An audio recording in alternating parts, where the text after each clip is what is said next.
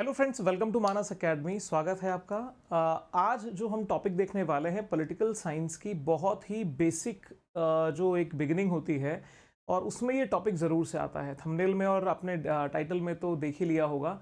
व्यवहारवाद या बिहेवियरलिज्म ये क्या होता है और सच पूछिए तो ये बेसिक टॉपिक ही कुछ ऐसे हैं जिनको समझ करके हम हमारी पॉलिटिकल साइंस की अंडरस्टैंडिंग को बहुत गहरा कर सकते हैं। क्योंकि अगर ये जो हमारी ट्रेडिशनल टॉपिक्स हैं ये हमें ठीक से समझ में आ गए तो ये मान के चलिए कि जो हमारे कंटेम्प्रेरी पॉलिटिकल साइंस के टॉपिक्स हैं या जो इन डेप्थ कुछ अंडरस्टैंडिंग्स है उसको क्लियर करना बहुत आसान हो जाएगा। तो क्या होता है व्यवहारवाद, बहुत बेसिक से समझते हैं। चलिए शुरुआत करते हैं। सबसे पहले हमारे पास में आता है कि व्यवहारवाद होता क्या है, व्हाट इज बिहेवियरलिज्म। अब मेरे दोस्तों, जो व्यवहारवाद की जब हम बात करते हैं तो एक थिंकर का नाम देखिए, डेविड ईस्टन। डेविड ईस्टन ने सबसे पहले एक बात कही है कि भैया सबसे पहले आप ये जो व्यवहारवाद की इंग्लिश बिहेवियरलिज्म भी होती है और बिहेवियरिज्म भी होती है, यानी यहाँ पे बिहेवियरलिज्म है और यहाँ पे बिहेवियरिज्म है। दोनों में कुछ क्या फर्क होता है? जी हाँ, फर्क होता है। ध्यान रखिएगा, ये जो व्यवहारवाद यानी जिसके स्पेलिंग हम बिहेवियरिज्म करते हैं, ये मूलतः साइकोलॉजी या मनोविज्ञान में इस शब्द का प्रयोग होता है। यानी जब एक साइकोलॉजिस्ट या मनोवैज्ञानिक मानव व्यवहार की स्टडी करता है कि वो आखिर में व्यवहार इंसान कैसा कर रहा है, तो वो बिहेवियरिज्म की स्टडी होती है। लेकिन वहीं पे जब हम उसी व्यक्ति की स्टडी पॉलिटिकल साइंस में करते हैं तो वहां पे वर्ड यूज होता है बिहेवियरलिज्म। बिहेवियरलिज्म इसलिए डेविड ईस्टन ने इस बात को बहुत एम्फसाइज करके कहा कि दोनों के फर्क को समझने पर काफी जोर देना चाहिए। क्योंकि अगर आपकी अंडरस्टैंडिंग यही शब्द पे आप रुक गए और एग्जाम में बाय द वे ये वर्ड दिया हुआ है और आपने वहां पे टिक मार्क कर दिया तो आपका आंसर गलत हो जाएगा। इसलिए ये जो हमारी सीरीज है बहुत इंपॉर्टेंट है। चैनल पे अगर नए हैं तो चैनल को सब्सक्राइब करके बेल आइकन जरूर प्रेस कर दीजिएगा। आइए आगे बढ़ते हैं। इसके साथ में जब चीजों को आगे बढ़ाया गया तो सर अरस्तु के बारे में बात होती ही होती है। क्योंकि जो मॉडर्न पॉलिटिकल साइंस का आप डेवलपमेंट देखते हैं, बिकॉज पहले की अगर हम हिस्टोरिकल पर्सपेक्टिव में चलें, बहुत प्राचीन समय में जाते हैं तो हम पॉलिटिकल साइंस की रूट्स को पाते हैं ग्रीस में, यानी यूनान में, प्लेटो अरस्तु जहां पे रहे थे। लेकिन अगर आप मॉडर्न पॉलिटिकल साइंस को, आधुनिक राजनीति विज्ञान की जड़ें तलाशने जाएंगे तो उसमें जिस देश का नाम सबसे आगे लिया जाएगा वो है यूएसए।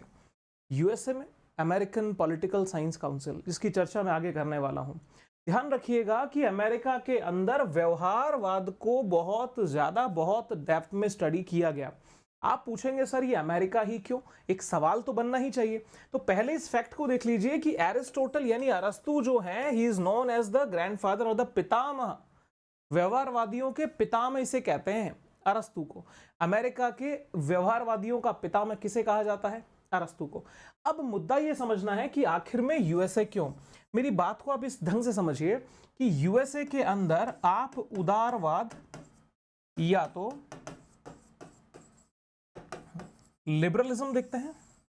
जब हम लिबरलिज्म की बात करते हैं तो लिबरलिज्म की जड़ में ही कैपिटलिज्म आ जाता है, जिसे हम हिंदी में पूंजीवाद कहते हैं। यहीं पे जब आप आते हैं उदारवाद में और पूंजीवाद में तो स्वाभाविक रूप में राइट्स की बात आती है, अधिकारों की बात आती है।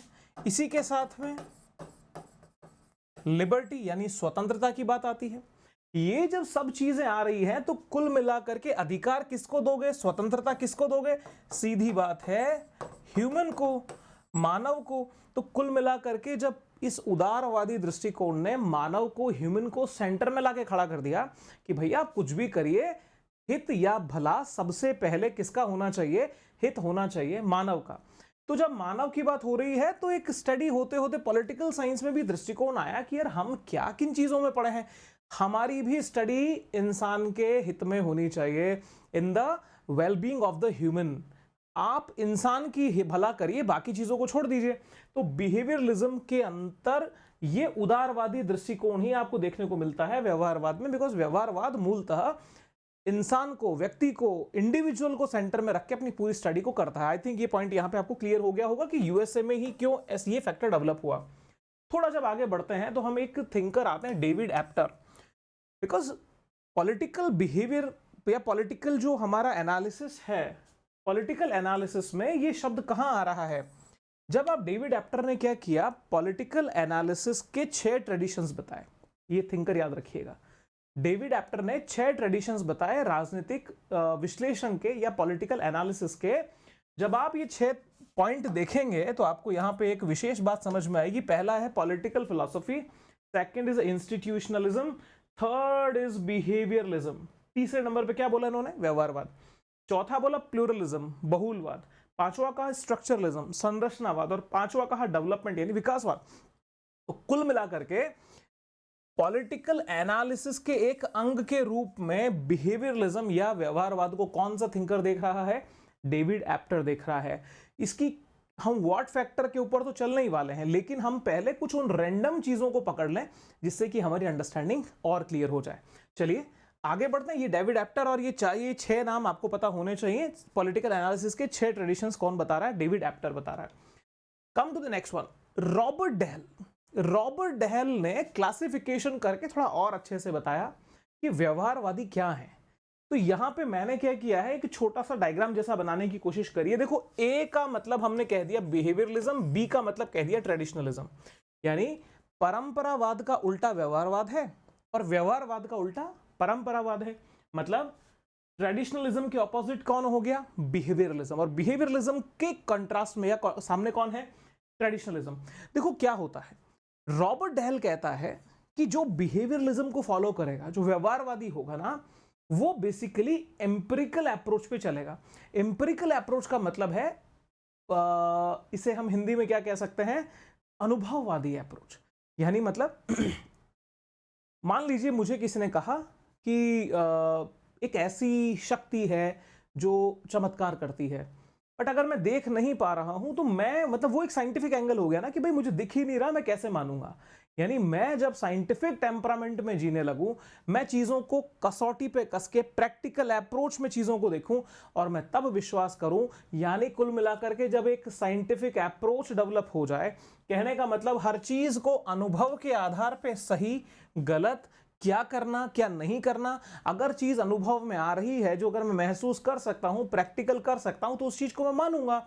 अगर मैं प्रैक्टिकल नहीं कर सकता, वो चीज मेरे काम की नहीं है, तो फिर मेरे लिए वो यूजलेस है। तो क्या हुआ सर?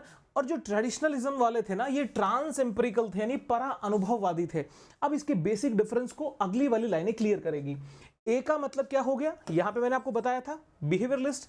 तो जो बिहेवियरलिस्ट हैं वो कहते हैं कि पॉलिटिकल साइंस में फैक्ट्स और एक्सपीरियंस को मिक्स करना पड़ेगा, अनुभव के आधार पे हमें तथ्य लाने पड़ेंगे, यानी एक्सपीरियंस और फैक्ट को इक्वल वैल्यू देंगे और हम क्या करेंगे? पॉलिटिकल साइंस को रियल साइंस बनाएंगे। यानी लाइक ए साइंस, इसके फिक्स रूल ऐसे हो जाएंगे कि जो सारी दुनिया पे लागू होंगे। दुनिया में जो ये वर्ल्ड वॉर हो रहे हैं ये खत्म हो जाएंगे, बिकॉज हम कुछ ऐसे फॉर्मूले निकाल लेंगे जो ह्यूमन बिहेवियर को भी जज कर लेगा और चीजों को सेट कर देगा। वहीं पर इसका ऑपोजिट अप्रोच थी बी वाली। बी वाली मतलब ट्रेडिशनल। ये कहते हैं political science can not be the science, आप विज्ञान नहीं बना सकते। अब मैं तो, मतलब मेरा अगर व्यू है तो मैं तो इसका सपोर्टर हूं। कारण क्या है? Human behaviour is not a static part. वो कोई एक मशीन नहीं है कि वो एक ही डायरेक्शन में चल रही है, आपने कमांड दे दिया वो उसी दिशा में चल रहा है। बिकॉज ह्यूमन बिहेवियर जो है दैट इज, मतलब 100% किस चीज से गाइड होता है? वो गाइड होता है आपके माइंड से, मन से। मन क्या स्थिर होता है? मन क्या कुछ स्टैटिक है? आज दिन में 50 बार, जैसे आसमान में मौसम जितनी बार दिन में नहीं बदलता, उससे ज्यादा हमारे मन के विचार बदलते हैं। तो जब मन स्थिर नहीं है तो ह्यूमन बिहेवियर क्या स्टेबल होगा? जब ह्यूमन बिहेवियर स्टेबल नहीं है तो ह्यूमन से ही तो सोसाइटी बनी, तो सोशल सोसाइटी का बिहेवियर या सोशल बिहेवियर के एक जैसा होगा। सोसाइटी में ही तो पॉलिटिक्स होती है, सोसाइटी से ही तो स्टेट बनता है। तो जब मानव का व्यवहार ही स्थिर नहीं है, then how can you make that science? आप उसको यूनिवर्सल लॉ कैसे बना सकते हैं? आज अफगानिस्तान के एक ट्राइबल कम्युनिटी की आइडियोलॉजी यूएसए के बड़े शहर के एक जो कैपिटलिस्ट एनवायरनमेंट में जीने वाले बंदे से एक जैसी हो सकती है क्या? किसी कीमत पे भी नहीं हो सकती। इसलिए फर्क है।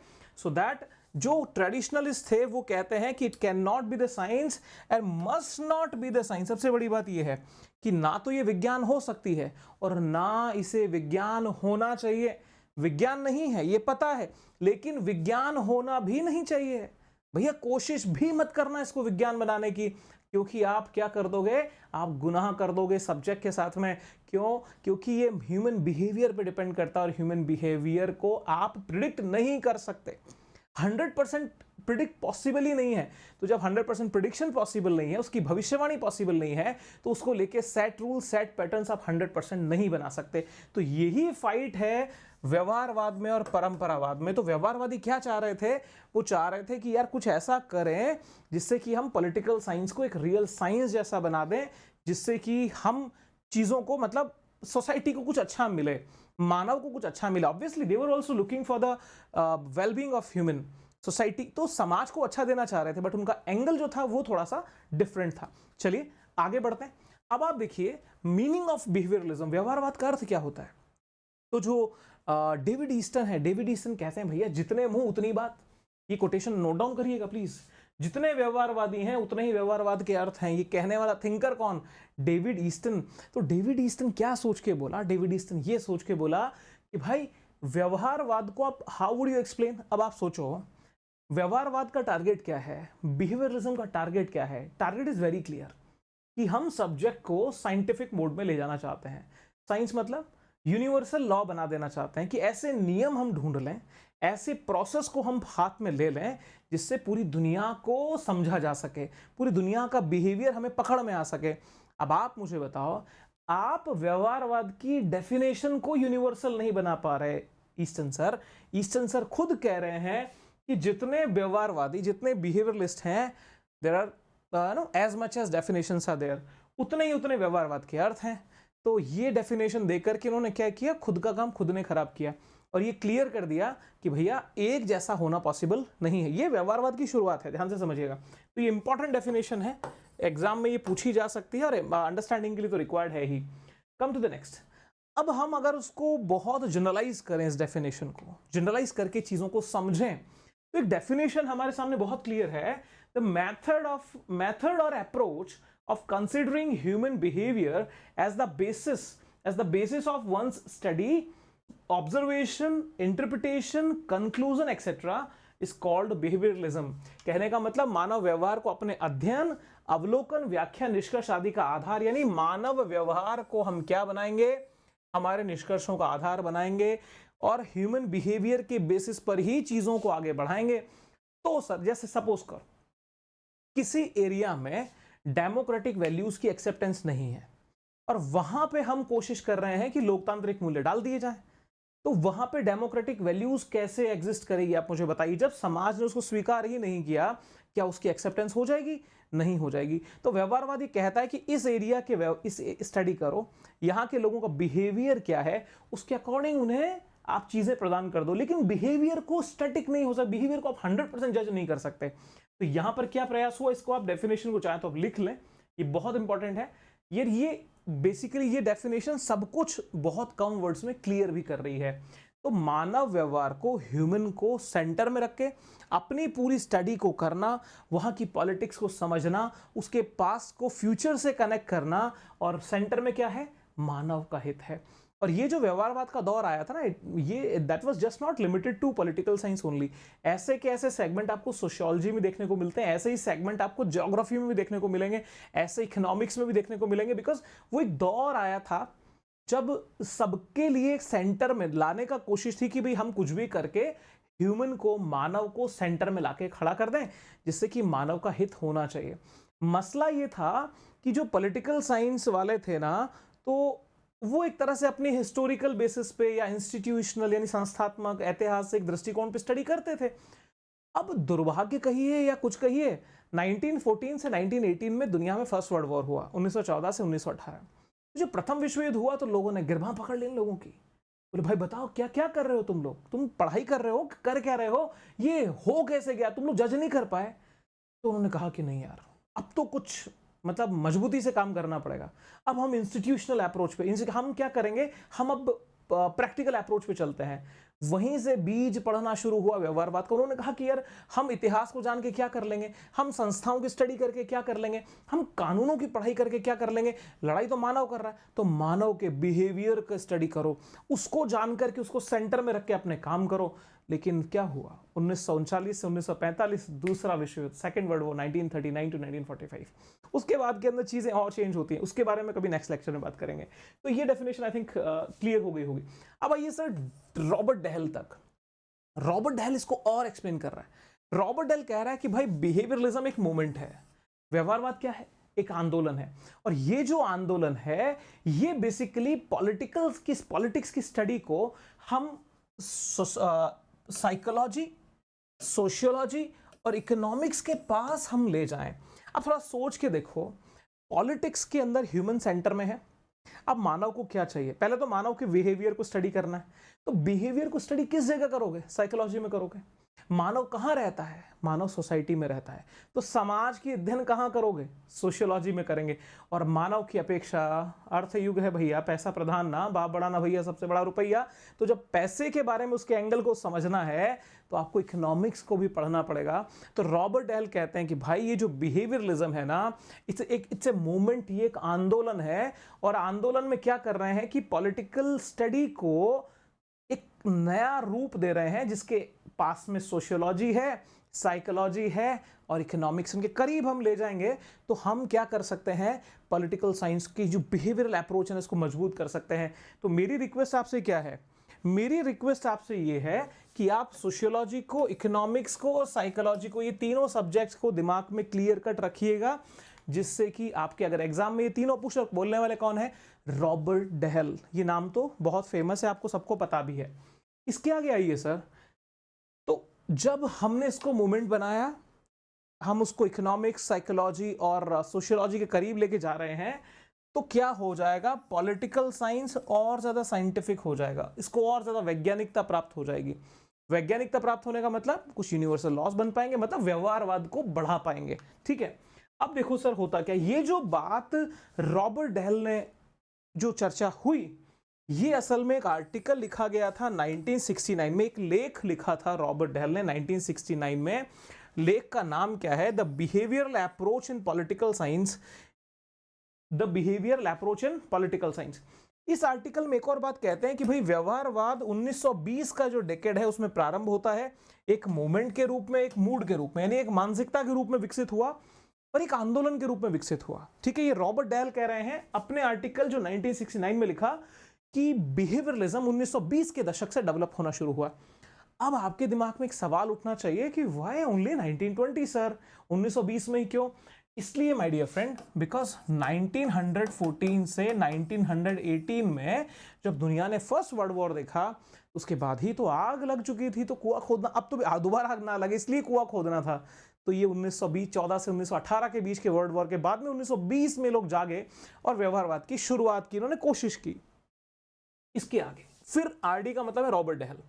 रॉबर्ट डहल ने कहा कि ये जो बिहेवियरलिज्म है ये यूएसए में क्रांति के रूप में हमारे सामने आया है, एक रिवॉल्यूशन के रूप में हमारे सामने आया है। अब बात ये कि भाई ये रिवॉल्यूशन क्यों है, रिवॉल्यूशन कैसे बनी यूएस, ये तो रॉबर्ट डहल कह रहे हैं। ये सवाल बन सकता है कि कौन सा थिंकर है वो ये कहता है कि बिहेवियरलिज्म यूएसए में रिवॉल्यूशन के रूप में आया है। तो नाम तो रॉबर्ट डहल पता है कि भाई लोग पहले की सारे जो भी सिस्टम थे उनसे निराश थे। जो फर्स्ट वर्ल्ड वॉर हो गया तो लोग तो ऑब्वियसली नाराज हो जाएंगे ना। तो फर्स्ट वर्ल्ड वॉर के पहले पॉलिटिकल साइंस किसके बेस पे चलता था, हिस्टोरिकल पर्सपेक्टिव अप्रोच से, इंस्टीट्यूशनल संस्थात्मक दृष्टिकोण से, फिलोसॉफिकल दार्शनिक दृष्टिकोण से। इन्होंने कहा कि छोड़ो यार, इन सबसे कुछ नहीं होगा, हमारा भला, इंसान की जान को बचाना है, इंसान को खुशियां देना है, इंसान की लाइफ को ब्यूटीफुल बनाना है, तो क्या करना पड़ेगा भैया। तो कुछ लोगों ने कहा कि भैया पॉलिटिक्स की स्टडी को भी साइंस के पास लेकर के आ जाओ। तो क्या करना चाहिए, इसमें भी फैक्चुअल स्टडी करो, तथ्यों को जोड़ो, इसमें लोगों के एक्सपीरियंस को, अनुभव को साथ में लो। और क्या लिखा है, फाइनल लिखा हुआ है इवेंट एनालिसिस, जो घटनाएं हो उनका फिर एनालिसिस करो, ऐसा क्यों हुआ। तो इनका मतलब नहीं है कि इतिहास है उनका इतिहास पढ़ लिया, या उनकी जो संस्थाएं बनी हुई हैं उनको जान लिया, या उनके कानूनों को समझ लिया, दार्शनिक दृष्टिकोण नहीं। ये बात कहने वाले कौन है, रॉबर्ट डहल, ध्यान रखिएगा। तो बिहेवियरलिज्म को यूएसए में एक रिवॉल्यूशन मानना, कौन बोल रहा है ये बात, ये बोल रहे हैं रॉबर्ट डहल। कैसे कि पहले जब सबको निराशा हुई तो फिर लोगों ने कहा कि भाई अब हमें क्या करना चाहिए, चेंज कर देना चाहिए। अब यहां पे माय डियर फ्रेंड्स, अब आता है कि बिहेवियरलिज्म उत्पन्न कैसे हुआ, इसके डेवलपमेंट का क्या फैक्टर है। इसके कुछ फैक्टर यहां पे लिखे, देखो।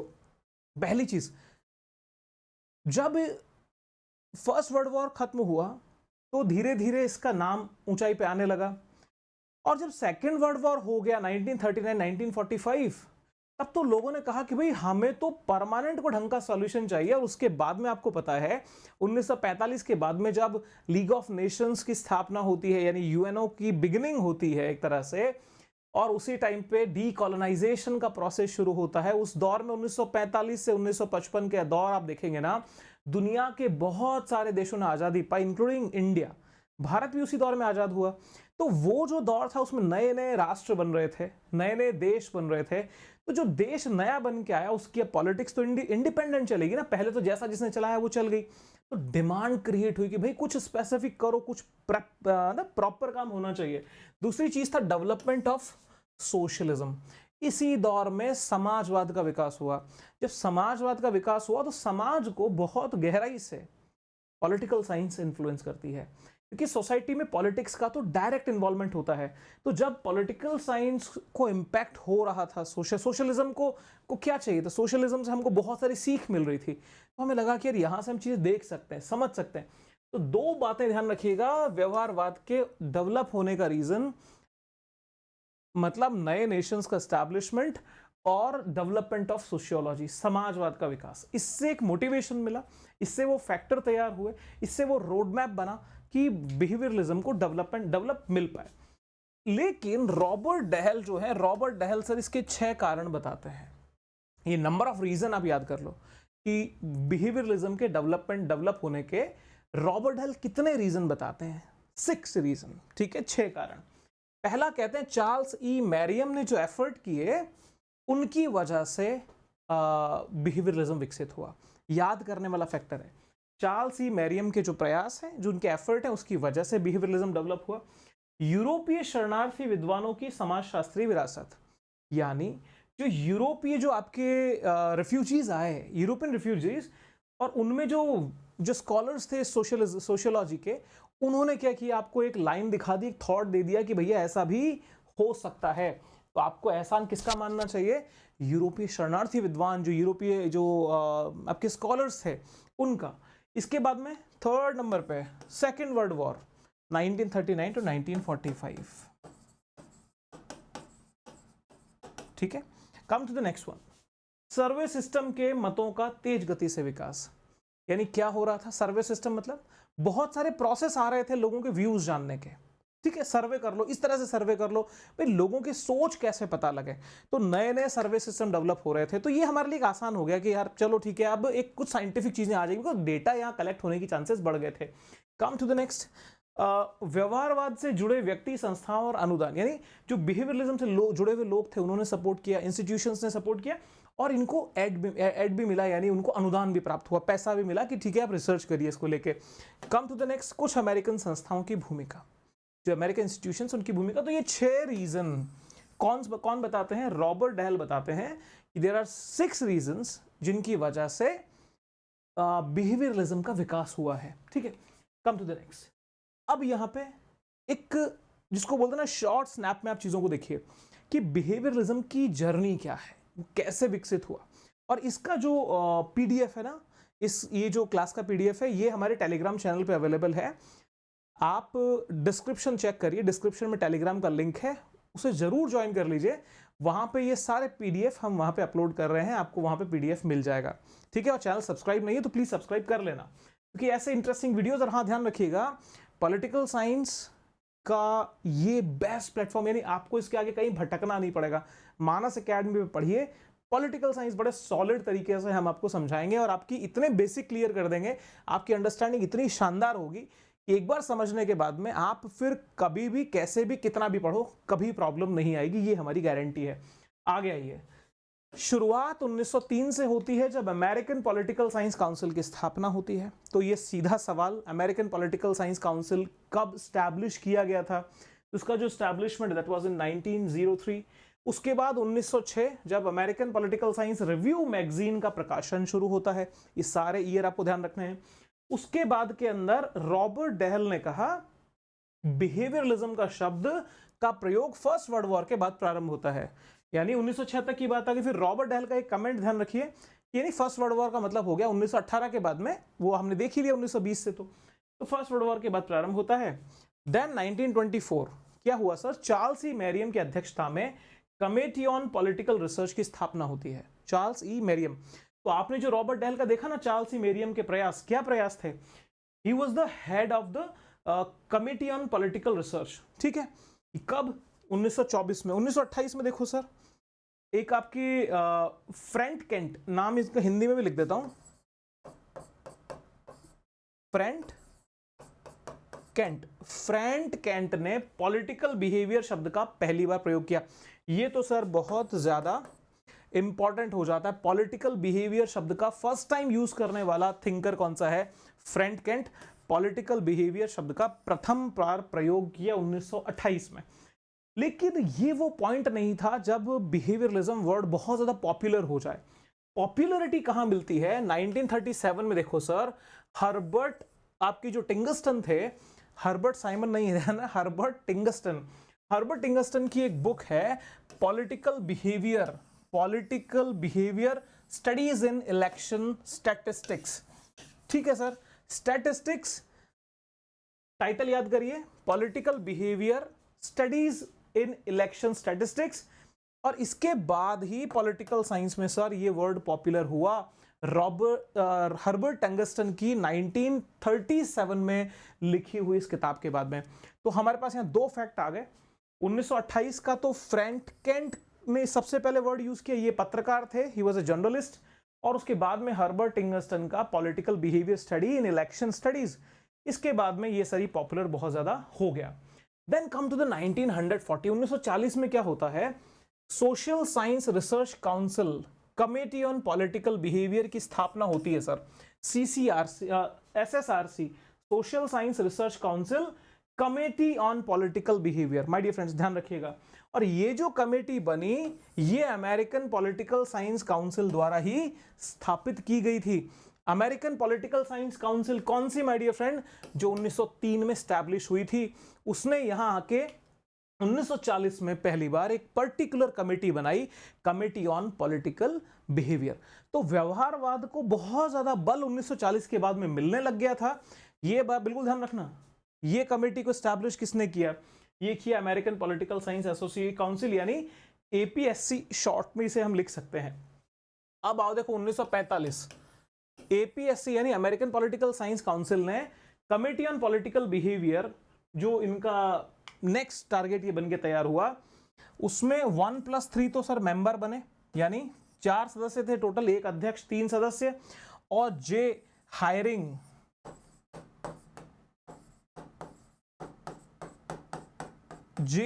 क्या थे सर, इसके अध्यक्ष बने। आई थिंक ये पॉइंट आप लोगों को क्लियर हो गया होगा।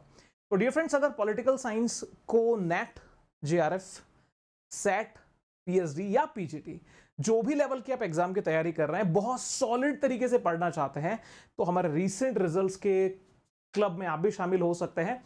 मानस एकेडमी का एप्लीकेशन डिस्क्रिप्शन में लिंक दिया हुआ है, डाउनलोड कर सकते हैं। आईफोन यूजर्स माई इंस्टीट्यूट ऐप डाउनलोड करेंगे, केवल टाइटल देख लीजिएगा माई इंस्टीट्यूट, उसके आगे कोई एग्जाम प्रेप नहीं, केवल माई इंस्टीट्यूट ऐप, और वहां पर आप एक ORG कोड डाल सकते हैं, PUGOH।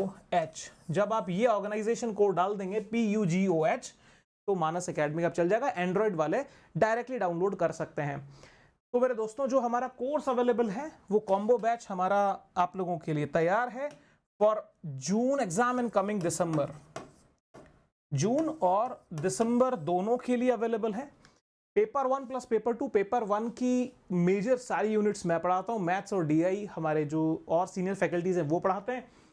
Paper 1, paper 2 complete coverage of syllabus, live classes, इसकी रिकॉर्डिंग्स अवेलेबल होती है। You can watch the recordings for unlimited times, उसका कोई लिमिटेड नहीं है। Come to the next, basic to advance level, जैसा आपने क्लास में देखा, इससे भी कुछ एडवांस हम कोशिश करते हैं, कुछ एक्स्ट्रा आप लोगों को मिले। हिंदी और इंग्लिश मीडियम दोनों के लिए इक्वली यूजफुल होता है। जैसा ये क्लास अगर आपको समझ में आ रही है, तो गारंटी करिए वहां पे भी ऐसा ही, इससे बेहतर ही कुछ एक्सपीरियंस आपको होगा। एप्लीकेशन में daily question practice on YouTube आपके लिए हम अवेलेबल करवाते हैं। Course validity is 12 month. ये प्राइमरी वैलिडिटी है। प्राइमरी वैलिडिटी का मतलब है कि ये तो आपको मिलेगा ही मिलेगा। 12 मंथ के ऊपर आपको जितना टाइम चाहिए आपकी कन्वीनियंस के अकॉर्डिंग, टाइम लिमिट पूरा होने के पहले महीने 20 दिन पहले आप सूचना कर दीजिए। आपको जितना टाइम चाहिए बिना किसी चार्ज के बढ़ा के दिया जाएगा, फिर वो चाहे 3 महीना हो, 6 महीना हो, चाहे 12 महीना हो, चाहे 2 साल हो। यानी एक तरह से अनलिमिटेड टाइम, फुल टाइम के लिए आपको सब्सक्रिप्शन मिलता है। और बढ़े हुए सब्सक्रिप्शन में आपको अपडेटेड क्लासेस मिलेंगी, पुरानी क्लासेस नहीं मिलेगी। ये कॉन्टैक्ट नंबर है 8890094100, you can call on that. और नीचे भी स्ट्रिप आप लोग देख रहे होंगे चल रही है, उसमें भी ये सारी डिटेल अवेलेबल है। तो मानस एकेडमी का लोगो देख लीजिए, ये ऐप डाउनलोड करना है और फीस बहुत ही नॉमिनल है। दोनों पेपर इंक्लूडिंग ऑल टैक्सेस 8,950 में। तो आइए, फर्क महसूस करिए, अपनी तैयारी को लाजवाब बनाइए। मेरी बहुत बहुत शुभकामनाएं आप सभी के लिए। और हाँ, टेलीग्राम को जरूर ज्वाइन कर लीजिएगा और ऐप डाउनलोड करके डेमो क्लासेस देखिए। आपको अगर अच्छा लगे तो प्लीज कंटिन्यू करिए, नहीं अच्छा लगे तो ऐप को आप अनइंस्टॉल कर दीजिएगा। तो ये मेरा बोलना है। जेआरएफ के लिए आपको आगे बढ़ना है, पॉलिटिकल साइंस है, स्कोर और अंडरस्टैंडिंग और क्लियरिटी आपकी चाहे बेसिक बैकग्राउंड है या नहीं है, हम जीरो से हीरो तक का सफर मानस एकेडमी पे आप करेंगे। Thank you very much. और आगे आपको कौन सा टॉपिक चाहिए और ये टॉपिक कैसा लगा, प्लीज कमेंट सेक्शन में बताइए। हमारा हौसला आपके कमेंट से बनता है। Thank you very much. Bye bye.